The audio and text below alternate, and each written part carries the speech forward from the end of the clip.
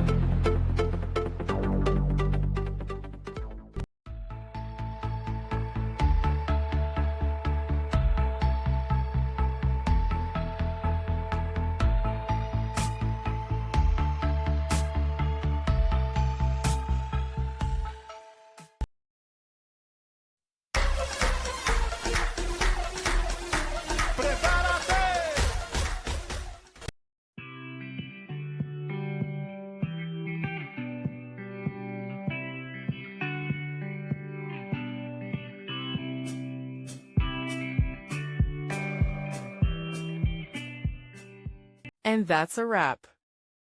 I hope you found the answer you were looking for. If you did, take a second to hit that subscribe button. It really helps out. And let me know in the comments which solution worked best for you.